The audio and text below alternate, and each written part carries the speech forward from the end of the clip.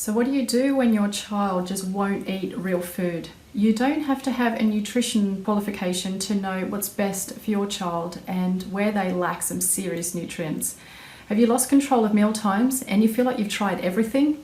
Perhaps you lay awake at night peppering the search engines with tried and tested recipes or techniques aimed at getting the good stuff past the lips.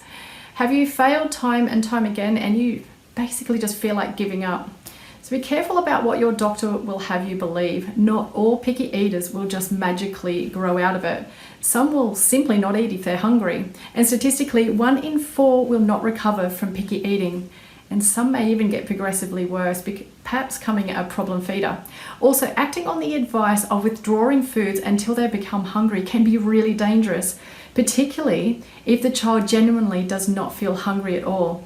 You see, there's so many reasons as to why your child may not be willing to fulfill their nutritional needs. And what sets me aside from the rest is that I don't just get your child eating good food, I also get right down to the initial cause and I eliminate the reasons before implementing the technique. There's a good reason why perhaps therapy hasn't worked for you in the past, and it's because the catalyst or the reason is still very much present. Let me tell you that I have some serious skin in this game. At the age of 18 months, my son was considered a problem feeder, and he would, if I allowed him, would go days refusing meals. He failed to put on weight. He had severe sensory processing issues. He was diagnosed with food neophobia, sensory processing disorder, malabsorption of zinc, iron, vitamin B, and other trace minerals. He was also later diagnosed with celiac disease, and he was allergic to dairy. So we had it all stacked against us. And without starving, coercing, distracting, or making my son feel uncomfortable in any way at all, thankfully, those picky days are now well behind us. My son will eat almost everything, only except for avocado and blended soup. But it's still okay for my son to have textures that he really just won't go near. 8 years ago, while I was pregnant with my son, I completed my studies as a clinical nutritionist in 2012, and since then I've been researching intermediate and advanced therapy techniques aimed to solve even the most problematic of feeders. So as a thoroughly dedicated feeding therapist, I've helped hundreds of families unravel the mystery behind stressful meal times. And the good news is something can certainly be done about it, and no matter where you are in the world, you can get access to help immediately. Perhaps you've read the many reviews about my online therapy program and you'd like to know more about it. So I've developed an online video demonstrational 6-week therapy program that systematically teaches you the steps to take back control of meal times and the strategies to get your child willingly and mindfully eating nutrients-dense foods that are necessary for optimal growth. So how do I get kids eating good food?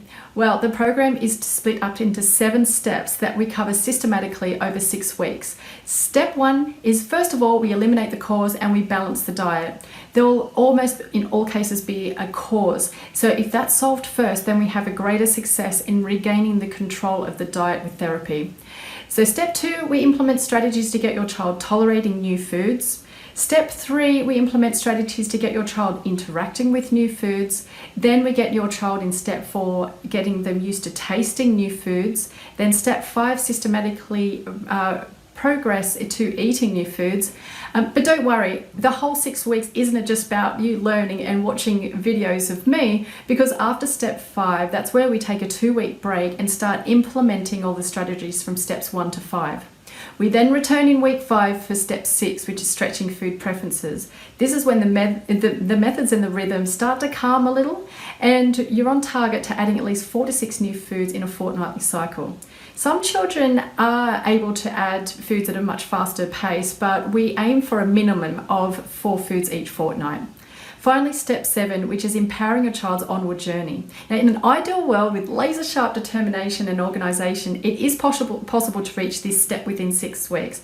But often families like to take a little longer with step 6 until there's enough variance in the diet. So this step is aimed at handing over the control of self-supply and self-nourishment to the child. This step is geared towards children of school age and is packed with resources to help your child track their onward journey with food exploration. The program is best suited to children aged 2 to 10. We have had younger children have success with it. We've also had a very high rate of success for the handful of children over the age of 10 who have completed the program. You've got the program for life, so your toolbox will never be empty of techniques to try. It doesn't matter if your child has a great understanding of vocabulary, because each demonstrated method comes with a printable that shows the exact steps in pictures for the child to be able to also follow. It makes it great for children who have slow auditory processing or perhaps even a speech delay.